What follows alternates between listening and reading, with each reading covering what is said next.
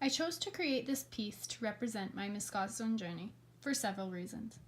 First, it is messy.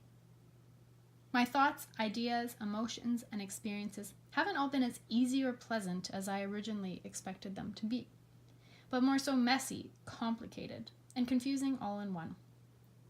This art piece represents that messiness of my journey.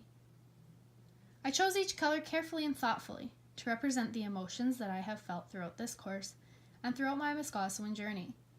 I feel like my emotions and thoughts played a huge role in my journey, as they changed constantly and made me into the person I am now. I chose the color red because to me, red represents anger. I have felt many moments of anger during this journey. It makes me angry, for example, when people don't think or see the way that I see things.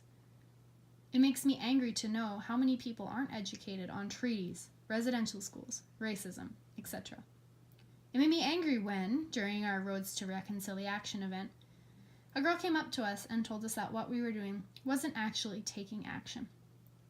This made me so angry because I had this amazing Eurocentric idea in my head that what I was doing was so good and that everyone would agree with me. However, they did not. I realized after some thought about her comments that this was all a part of my Miskasowin journey. I realized that not everyone is going to agree with you and that I should take comments into consideration and to not ignore them. And I'm slowly starting to work and catch myself and get out of my Eurocentric ways. This leads me into my next color. I chose green because to me, green represents stability.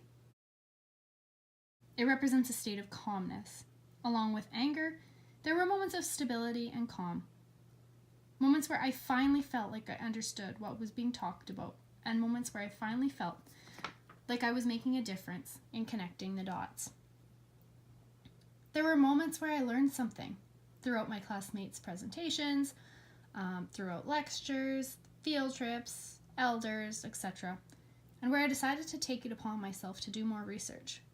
There were moments where I felt like I was in an appropriate position to educate my family members or others who might not have the same education as I do. These were the green moments for me. They were basically my aha moments where I finally feel like I understood and like I got it. So pink is actually my favorite color. Therefore, I chose it to represent happiness. For this project, pink also represents change and determination. Because when I feel happy, I feel determined. There were moments where I was determined to make a change. I was determined to educate those around me and determined to take action and have those tough conversations with people who might not be willing to listen. After the anger came the moments of calm and understanding, and after those moments of happiness and determination. However, it didn't stop there.